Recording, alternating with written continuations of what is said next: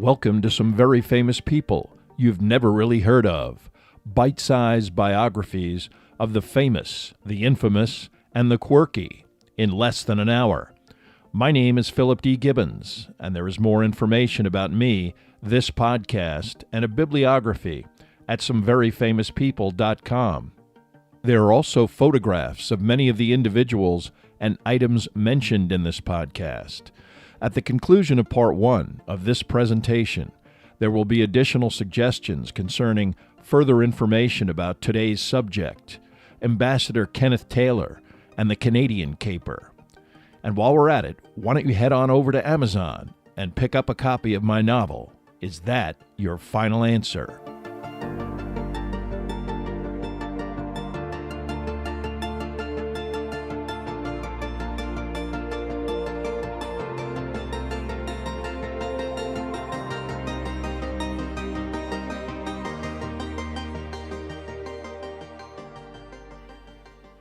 Now let's get started with our story about Kenneth Taylor. On the morning of November 4th, 1979, a boisterous mob of protesters gathered in front of the U.S. Embassy in Tehran, Iran. Such demonstrations were frequent occurrences, the result of the political upheaval that marked the transition of Iran from an absolute Western-aligned monarchy to an unaligned Islamic republic. On this day, the behavior of the crowd was markedly different, with individuals, initially mostly women, to discourage armed embassy Marine sharpshooters beginning to deliberately scale the walls of the embassy compound. Some of the invaders carried bolt cutters, which were used to sever the locks securing the embassy entrance, and soon hundreds of individuals were pouring into the 27-acre embassy enclosure. This was not the first time that the American embassy was attacked.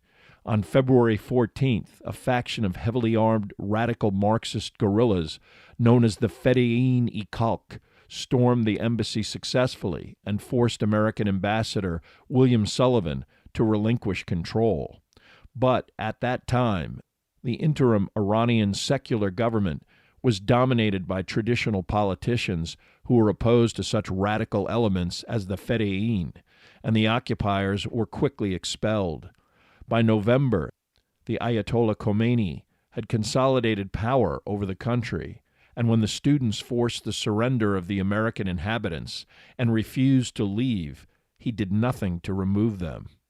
Both the students and the Ayatollah declared that the 67 Americans seized during the operation would be held as hostages until the former Shah of Iran was returned to face trial for transgressions committed during his absolute rule. The Shah, with his government crumbling and popular support non-existent, fled Iran in January of 1979 and was undergoing treatment for cancer in New York.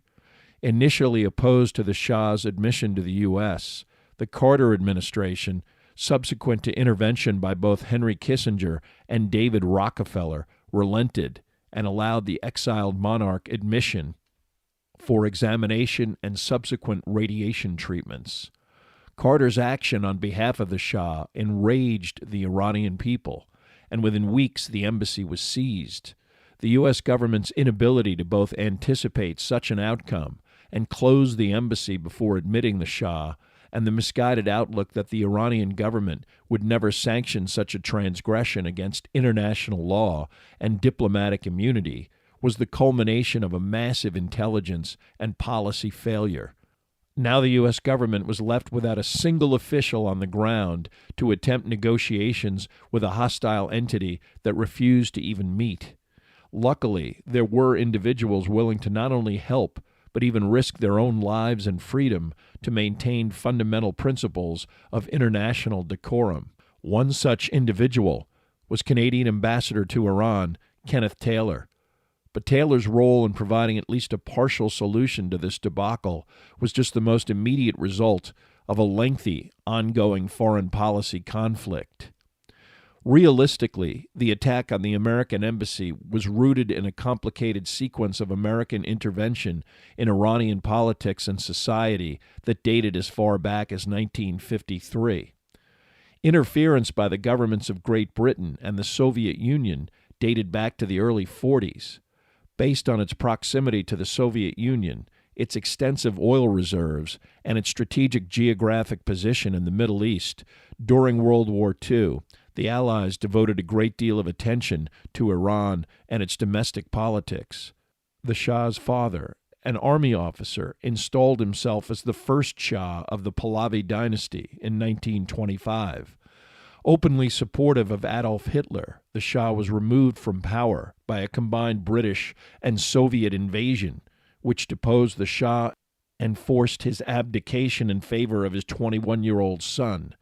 Initially popular, the new Shah ultimately was perceived as subservient to the British, who profited through the Anglo-Iranian Oil Company, an entity owned by the British government and a precursor to the eventual British Petroleum. The extraction of Iranian mineral wealth for the benefit of a Western power became a source of Iranian popular and political hostility. This attitude coalesced around a popular veteran politician, Mohammad Mossadegh, who the Shah appointed prime minister in April of 1951. Mossadegh quickly announced his intention to nationalize the Anglo-Iranian Oil Company, prompting the Anglo-Iran hierarchy to withdraw refinery operatives and block Iranian oil from the world market. The resulting economic downturn was unpopular, but the embattled Mossadegh refused to waver.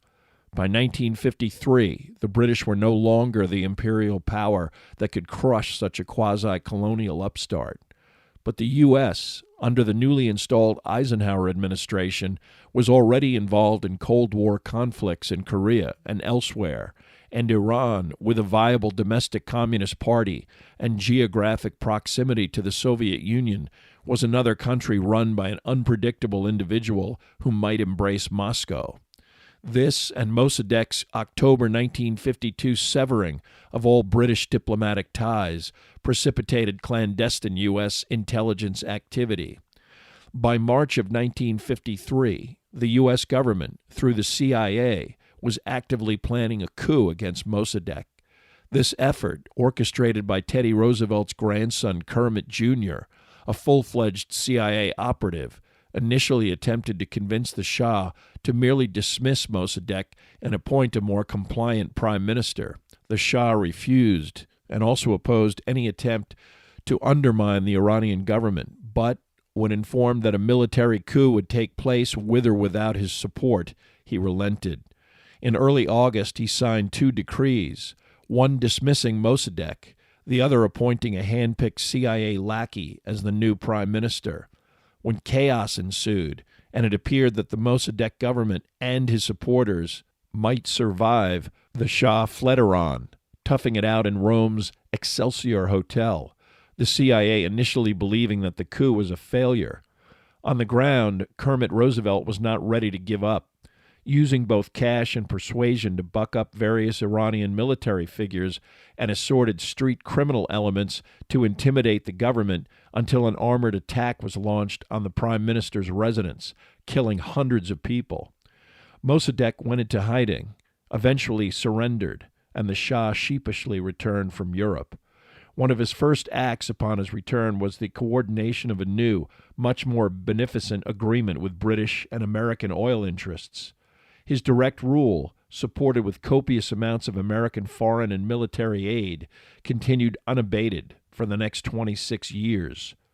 While the Shah became a high-profile international political figure, his reign was marked by numerous periods of domestic unrest and dissent.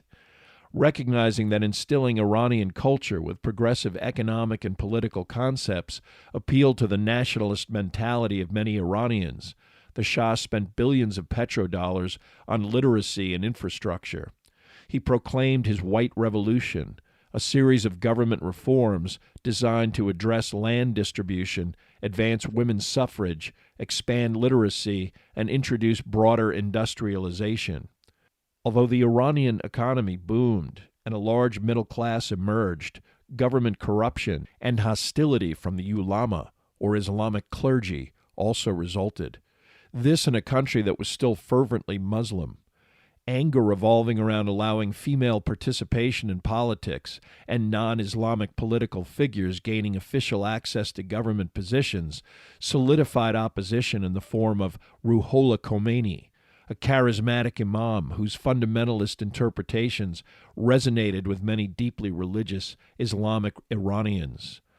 Khomeini's denunciatory rhetoric ultimately led to his arrest and eventual expulsion from Iran to forced exile in Iraq in November of 1964.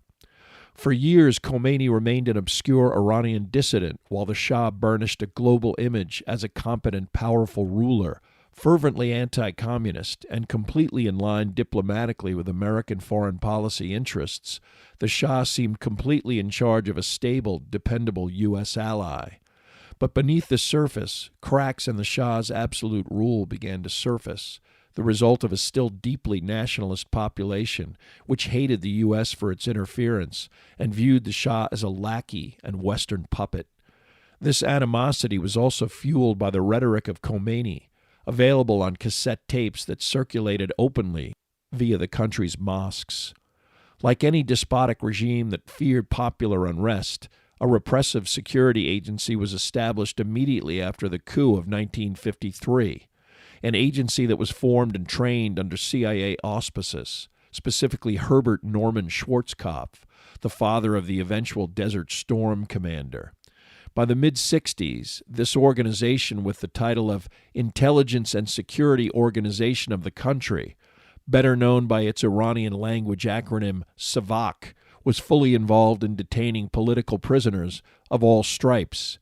Its notorious prisons frequently utilized brutality and torture, and the organization, fully encouraged by the CIA and even the Israeli Mossad, became a reviled and feared secret police entity that further alienated and infuriated the Iranian population.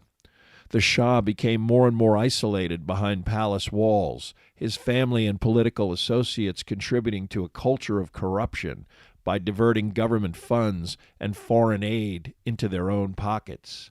The 1973 OPEC oil embargo brought a huge increase in oil prices, a windfall the Shah used to buy acres of military aircraft and vehicles, making him the largest consumer of American armaments in the world, most likely to instill fear in neighboring governments and domestic opposition.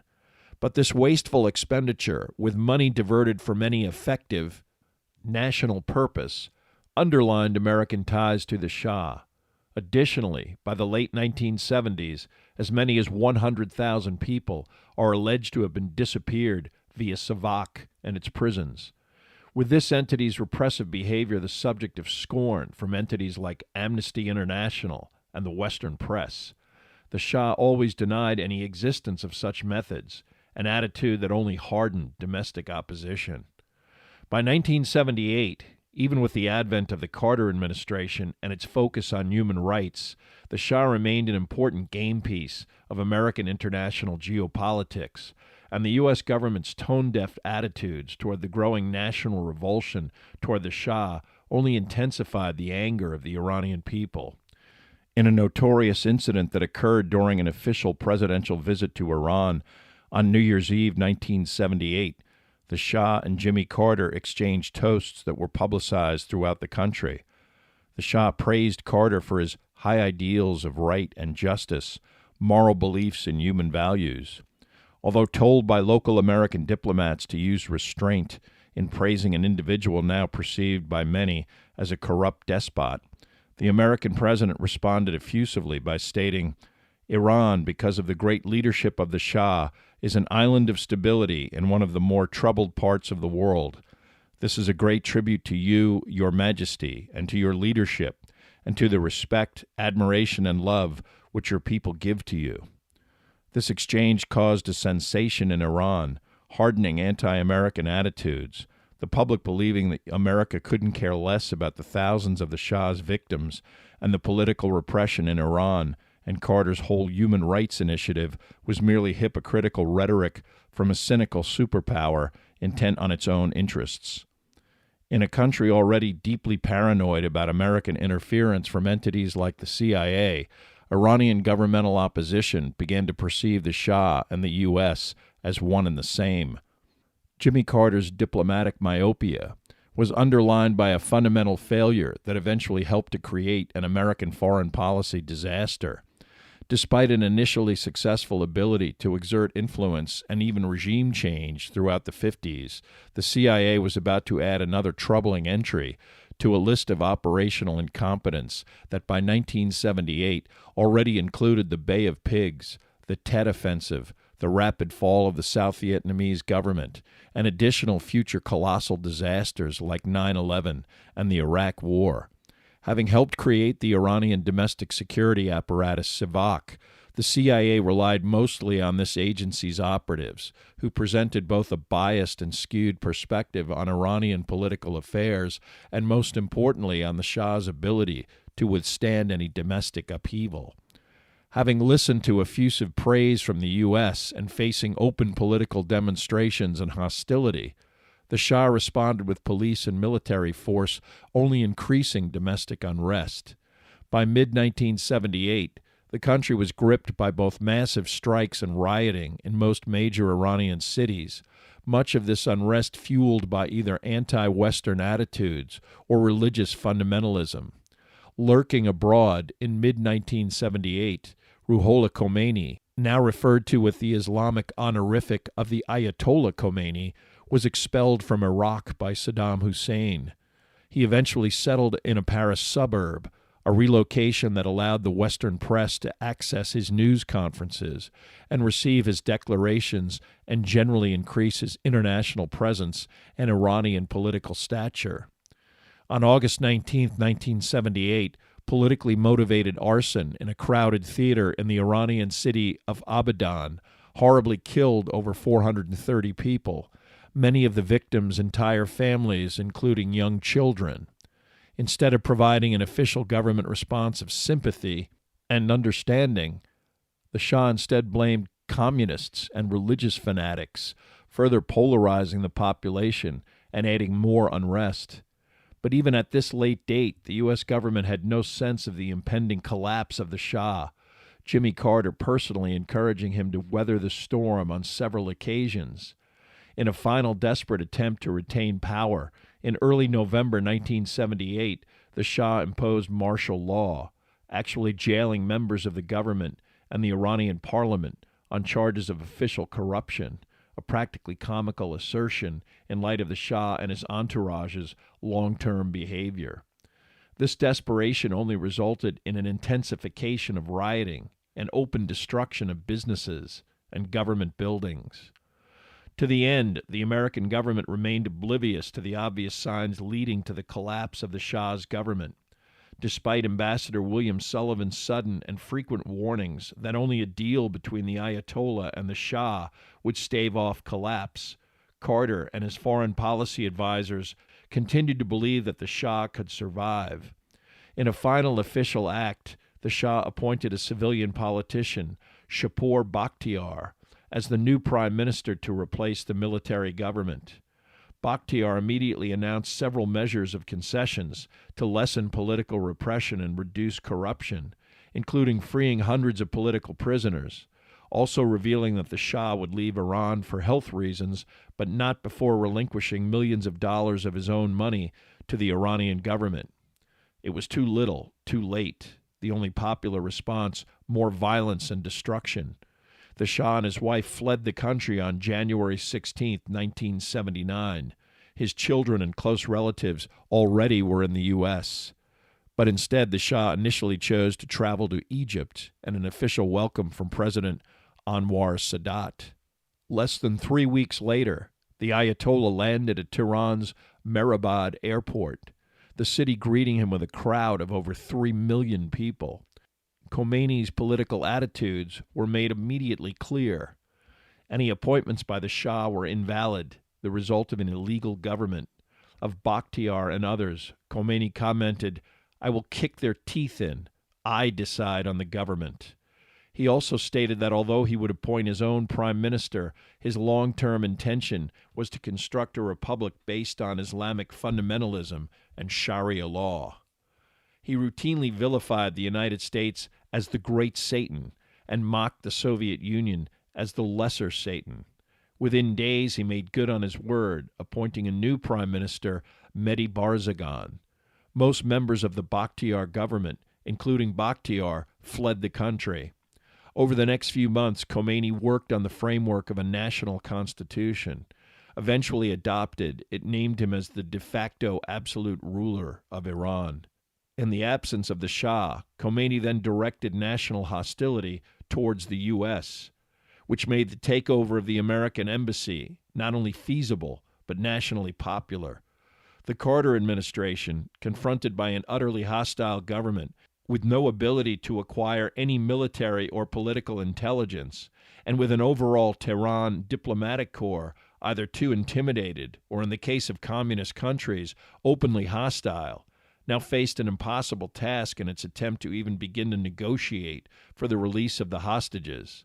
A potential indirect opportunity surprisingly surfaced in the form of a most unexpected entity and individual. On November 10, 1977, diplomat Kenneth Taylor was officially installed as the new Canadian ambassador to Iran. At that time, the Shah's grip on power was still believed to be substantial, and Taylor's background in matters of trade was the main focus of his appointment. Canada and Taylor were intent on increasing exports to Iran and increasing oil imports. But as the domestic political situation descended into chaos and ultimately dangerous instability, unlike his American counterparts, Taylor's focus became the literal rescue of Canadian citizens and the exfiltration of even more sensitive nationals from other countries. By December of 1978, specific planning to remove these individuals was in full swing. Because many Canadians worked in the oil industry in relatively remote areas of the country, merely having them fly out of Tehran on commercial flights was not feasible. With each passing day, and with basic infrastructure deteriorating, 6 Canadian military Hercules transport planes were commandeered. 2 focused on Tehran. The others were sent to the Caspian coastal city of Rasht. This operation, which began in January 1979, eventually airlifted 1,200 Canadians and 400 various other nationals out of the country. By early February, only approximately 130 Canadians were left in all of Iran. While Canada coordinated this orderly exit, the American embassy was dealing with the fallout resulting from the dysfunction between Ambassador Sullivan and Washington, a feud which resulted in Sullivan's recall in April of 1979. He would never be replaced. The refusal of the Khomeini-dominated government to accept a new ambassador's credentials, an ominous sign for the future of U.S.-Iranian relations. After Sullivan's departure, the American diplomatic presence was led by Charge d'Affaires Bruce Langan, who wisely began to draw down U.S. Embassy staff to only a skeletal crew. Even the direct family members of embassy officials were sent home. By October of 1979, the Shah of Iran was languishing in Mexico. After Egypt, he made stops in Morocco and the Bahamas, proceeding to Cuernavaca. His doctors advised that treatment in the U.S. for an obviously seriously spreading lymphoma was crucial, but the Carter administration was wary of admitting the Shah, not wishing to worsen relations with the new Iranian government. But Jimmy Carter was also intent on other domestic American political matters, specifically the ratification of the SALT II Treaty, which required the endorsement of Henry Kissinger, who surreptitiously demanded the admission of the Shah as a condition of his public support of the treaty. David Rockefeller also attempted to intervene, his Chase Bank having lent the Iranian government hundreds of millions of dollars that were potentially unrecoverable. Grudgingly, the decision to admit the Shah to the U.S. was made, and within weeks, the American embassy was overrun. Very quickly, Ambassador Taylor was drawn into the chaos following the immediate aftermath of the seizure of the embassy. The actual capture of the building within the U.S. compound was not very difficult. The 27-acre open campus area virtually impossible to defend, especially with inhabitants intent on retreating to safety until the Iranian government again intervened. Most of the embassy staff withdrew to the second floor of the three-story Chancery building, newly reinforced with bulletproof glass and steel doors that could protect Americans until expulsion of any attackers could be negotiated. Unfortunately, a security officer named Al Golachinsky slipped outside of this protection to try to defuse the situation. He was taken hostage, the rioters screaming that he would be killed if access to the Chancery was not forthcoming. Another officer, John Limbert, tried the same approach. He too was immediately placed in restraints and threatened with death. To avoid any immediate violence to their colleagues, the decision was made to surrender the Chancery. This meant that most, but not all, of the American embassy personnel were now in the hands of the occupiers. Charge d'affaires Bruce Langan and two other American officials previously left the compound for a meeting at the Iranian Foreign Ministry. One of these individuals, security officer Mike Howland, had a radio device that could communicate with other officers at the compound. He was told in no uncertain terms to not return to the embassy. Langan decided to return to the foreign ministry, where he politely but firmly asked Iranian officials to use whatever official force was necessary to remove the rioters at his embassy. He also asked for an office with telephones, a request that was readily granted by fellow diplomats. The Iranian foreign minister, Ibrahim Yazdi, appointed by Khomeini but an experienced moderate official, was en route to the ministry after returning from Algiers. Immediately confronted by Langan, Yazdi realized that the embassy occupation might escalate into something worse. He hastily drove to the nearby city of Qom and the residence of the Ayatollah, who personally told him to remove the students from the embassy. But by the time the Iranian foreign minister returned to Tehran, Khomeini broadcast a public speech praising the occupation of the embassy as completely appropriate. Although Yazdi remained cordial with Langan, he made it clear that he had neither the authority or ability to undercut the publicly stated will of the Ayatollah. He did, however, offer Langan and the other two men a suite of rooms normally used for official ministry gatherings, including a lavishly decorated ballroom. The Americans had no other choice but to hunker down and hope that the ensuing days brought a return to diplomatic normality. That evening, the Langan contingent was not the only group of Americans in Tehran not under the direct control of the Iranian occupiers. Besides the Chancery and the ambassador's residence, another smaller building, the official American consulate's rear entrance, led into the vast area of the embassy compound. But the consulate served to provide visas for travel to the United States and had a public entrance on a small street. Initially, the demonstrators attempted to break into the consulate building, but its newly reinforced front and rear doors proved impenetrable. Inside, the 10 Americans who worked there first decided to flee to the Chancery, where they thought they would be safe. But the interior grounds of the embassy was already swarming with hundreds of militants, and Dick Moorfield, the consul general, realized that this was not a feasible plan. After the break-in attempt at the front door, the rioters left to proceed to the Chancery, which was already occupied. Quickly, Moorfield and the others decided that their only chance to avoid being rounded up by the mob was to sneak out into the street and hope to make it to another friendly embassy. The area directly in front of the consulate now seemed deserted. Vice Consul Richard Queen unlocked the front door and gingerly looked outside. Only a few uninterested Iranian policemen remained. Groups were organized, and as nonchalantly as possible, they exited the building. First, the Iranians who had come to the consulate to get a visa. Second, the Iranian employees who worked in the consulate. And last, the Americans. Moorfield suggested they split up into two groups. Kim King, a 27-year-old American tourist with visa troubles, figured correctly that if he was detained with this group, he might be considered a government employee or even an operative. He struck out on his own and vanished. The first group of Americans decided that the British embassy was the closest, best destination. They deliberately chose narrow, smaller side streets with few people. The other group of 6, including Moorfield and Queen, chose a more direct route, but on a larger street. All men, in Western attire, They quickly attracted attention from the overflow from the embassy grounds. Very quickly they were surrounded, and one of the formerly disinterested policemen ran up and fired a pistol in the air and told the Americans to halt. The group was then forcibly marched back to the embassy, joining the rest of the now hostage embassy personnel. Possibly because the other group contained women and was predominantly younger, the other 6 Americans quickly made their way in the direction of the British embassy, but once in the vicinity, they could tell even from a distance that a large demonstration was also in progress, and they would never make it to safety. It started to rain, and the closest apartment of any of the Americans was that of Bob Anders. The group decided that the safest option was to head there, at least to get out of the rain and get off the street. One of the group was an American married to an Iranian, so she decided to head to her own apartment.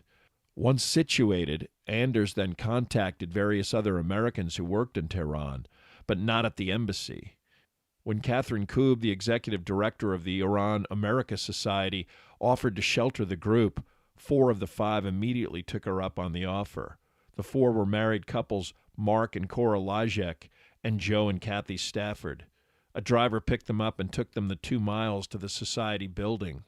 With open lines to the State Department in Washington, the group spent the rest of the night on the phones, but then decided to head out early to avoid rush hour traffic. All 4 then got a ride to the Stafford's apartment. The decision to leave was fortuitous, as early in the morning of November 5th, a crowd of militants surrounded the building and eventually captured Koob, a member of her staff, Bill Royer, and an American secretary. Despite Koob's belief that her non-diplomatic status would protect them, all 3 were taken to the embassy and lumped in with the other hostages. The group at the Stafford's apartment got a start when the phone rang, but it was Vic Tomseth explaining that a car would soon be by to transport them to the British residential compound. Another vehicle was sent for Anders, and by nightfall, despite a harrowing ride through downtown Tehran, they were safely behind the walls of the British residency. On Tuesday morning, the 5 Americans awoke, relaxed and much more positive about their situation. This sense of well-being did not last long. Another group of alleged students had taken over the British embassy, and some of these individuals had attempted to enter the residential compound in the middle of the night. Only a loyal and fast-talking Iranian security officer convinced them that anyone of note was still at the embassy. The militants left, but the British charge d'affaires now withdrew his offer of sanctuary, believing that the American presence jeopardized British embassy officials as well. The Ayatollah eventually ordered the occupiers out of the British embassy, but not in time to help the 5 stranded Americans. Additionally, the government of Mehdi Barzagan resigned in protest over the embassy takeover, especially after Khomeini ignored any attempts from the Iranian government to defuse the crisis and expel the occupiers. It was clear that the situation would not have a rapid resolution. Langan and Tomseth were warned by their old-school Iranian diplomatic counterparts that the lines they were using to make local calls were tapped. Nevertheless, Tomseth came up with an ingenious solution to circumvent any attempts to listen in and locate any Americans still on the loose. He spoke Thai, and the cook for Catherine Koob was a Thai national whose wife worked for John Graves, the American Embassy's senior public affairs officer, already a hostage. Graves' house was a good distance from the embassy, and the cook, Samchai Sam Sriwanetter, agreed to coordinate picking up the Americans, the British at least willing to provide car service, although not crazy about returning to a residence associated with an American. The group had little choice. Their fears proved correct when only a few days later, Sam heard from a countryman who worked as a gardener at another hostage's residence that a large group of Iranians had shown up and ransacked the entire house. It was only a matter of time before a similar group showed up at the Graves residence. The bleak situation grew bleaker when Langan phoned to tell them that phone access was about to be shut off by the Iranian government. They were completely on their own. Knowing that a visit from the local dissidents was imminent, the group figured that they needed to move again, relocating to Catherine Koob's home, Sam arranging a taxi ride with a close friend. Koob's house was just as problematic, right on the street, with large uncurtained windows. The group knew this was a very temporary solution. In this desperate moment, Anders began to contact anyone he knew to ask for help. An Australian diplomat initially agreed to take him in, but balked at all 5. Anders was starting to realize that such a request was practically ridiculous. Any government or individuals who sheltered the group likely to suffer harsh consequences if the Iranians uncovered such cooperation. Anders continued his quest with John Sheardown, a longtime member of the Canadian delegation, a close contact. When Anders explained his plight, Sheardown responded immediately, thrilled that Anders wasn't a hostage and eager to help in any way. He told Anders to sit tight, that he would take the matter up with Canadian Ambassador Kenneth Taylor. An experienced high-level diplomat like Sheardown, Ken Taylor was outraged by the Iranians' behavior, considering the embassy takeover a gross violation of international law. On the spot, he and Sheardown began to put together a plan to hide the Americans in their own homes, the Canadian embassy too small and conspicuous for this purpose. Taylor also knew that he needed approval from his own government to proceed, and he immediately dashed off a cable to Ottawa. Overnight, a response gave him approval to help in any way possible, signed off on by Prime Minister Joseph Clark himself. The ride over to Koob's house via taxicab meant that the Americans didn't even have a good idea of where they were. Sheardown tracked down the British drivers who drove the group over to this neighborhood to begin with, and they were able to locate the Koob house. 2 cars made their way to the Sheardown villa in an upper-class section of the city.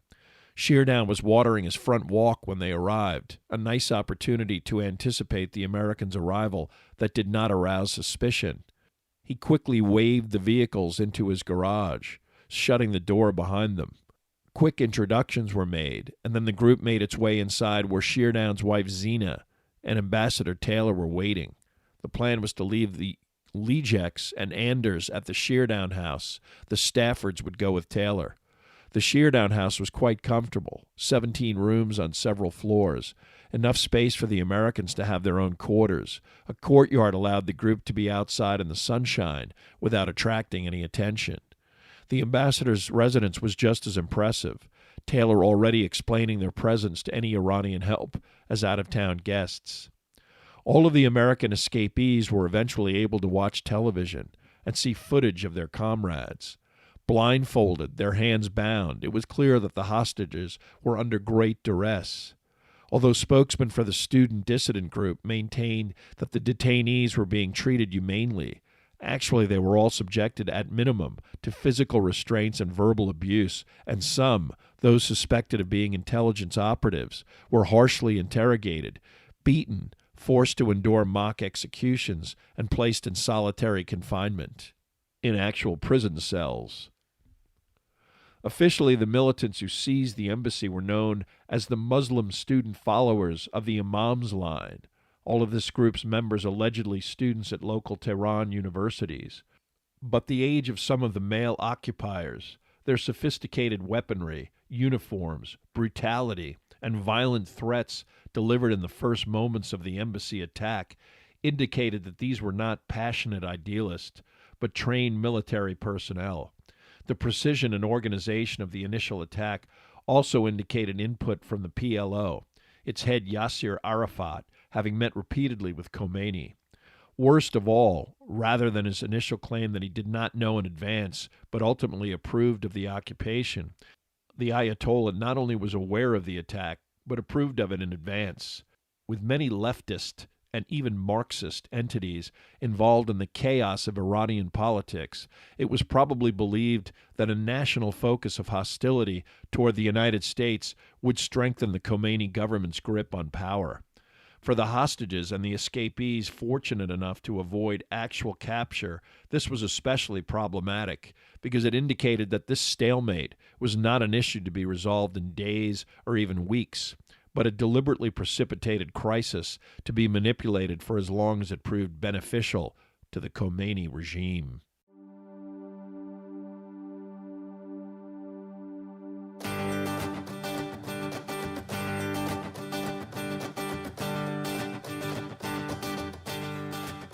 Thank you for listening to part 1 of this podcast about Canadian Ambassador Kenneth Taylor. Much of the information for this podcast came from the books Our Man in Tehran by Robert Wright and Argo, How the CIA Pulled Off the Most Audacious Rescue in History by Antonio Mendez. There are also additional photographs, bibliographical and musical information at someveryfamouspeople.com, as well as information about my new novel, Is That Your Final Answer? If you have enjoyed this presentation, please like us at our Facebook page, Some Very Famous People, and follow us on Twitter at Philip D. Gibbons. Also rate us on iTunes, and if you have the time, leave a brief review. A link is provided at the website.